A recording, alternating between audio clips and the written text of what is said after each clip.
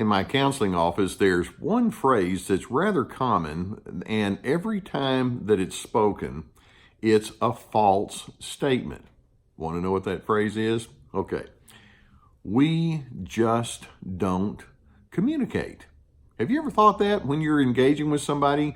How many times, whether it's inside a marriage or a family situation or a roommate situation, it may be at a place of work, it may be with somebody that you engage with socially, you attempt to talk about something that's important to you, or maybe they're saying some things to you that's important to them, and the communication is not very successful, and so you walk away and say, we just don't communicate.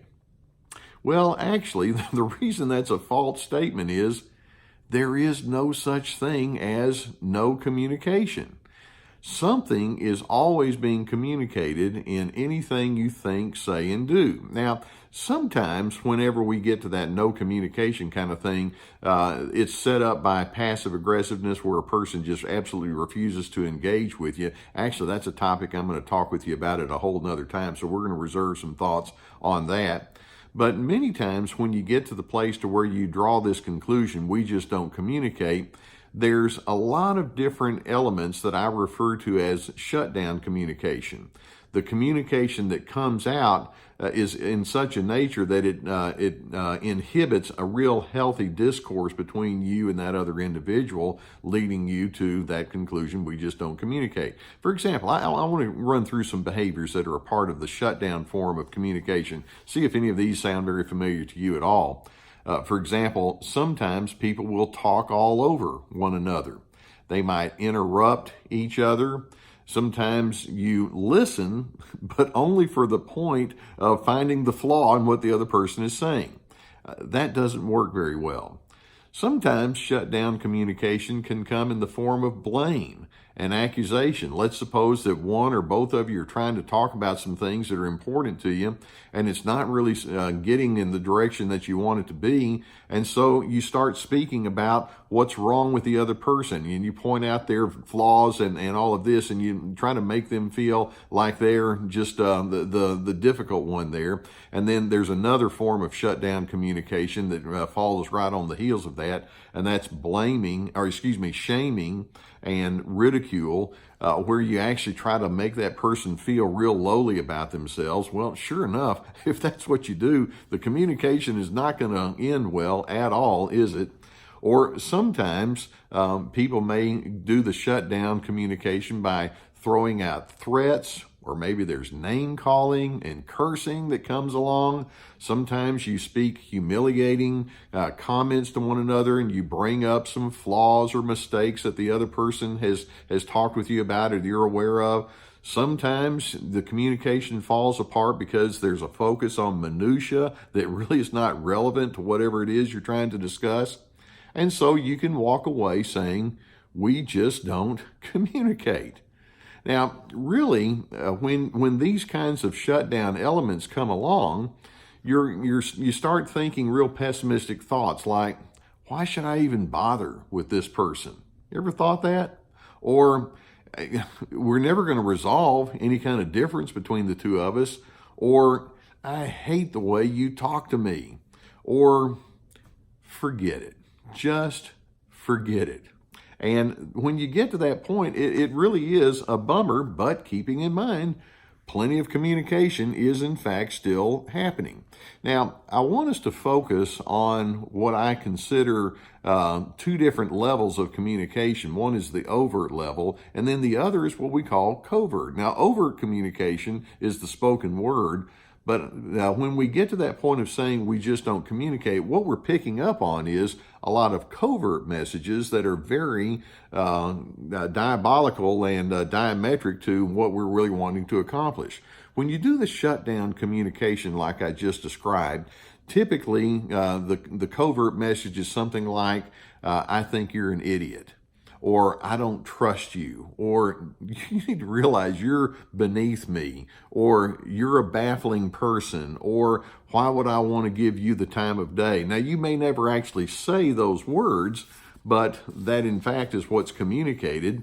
And then as all of that just kind of soaks into the relationship, you have an inevitable pullback that begins to happen. How many times have you had those really rotten exchanges between yourself and someone else? And then after that, then we just go for an extended period of time and we won't look at each other. You keep secrets from the other person. You physically withdraw. You ignore one another. And then that's when you make that statement, we just don't communicate. Now, you can see that that all of this rotten form of engagement exposes a real strong need for control. It's one human being wishing to control another human being, and there's a power play that goes along with it. And then along with that need for control, there tends to be a lot of insecurity. I mean, secure people don't feel the need to ramrod their ideas down someone else's throat now, do they?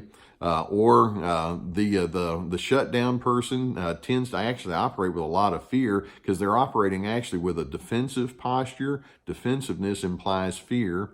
There's a lot of just raw egotism that's there, or maybe they're just operating with a backdrop or an undertow of pessimism about life in general. So as you realize the propensity that we can each have towards some of this shutdown communication that leads to very pessimistic conclusions, I want you to ask a couple of questions. And that is, first, drop the false statement that says we just don't communicate, and ask, what is it that I want to communicate? Okay? Now, keep in mind, you may want on the overt level to communicate, I believe this, or I think that, but more on a deeper level, what do I want to communicate about me and about us and where I want to go? For example, do you want to communicate, I don't care about our relationship, or it's all about me, or you're just somebody that means nothing to me? Okay, then keep doing that shutdown stuff. But if you're the kind of person that says, no, I want my relationships to be healthy, I want my relationships to go somewhere good, then at that point you might say, well, what I want to communicate is an open-mindedness. I want to communicate that the relationship that you and I share matters to me. I want to communicate that we can have a steadiness, and I want to communicate affirmation.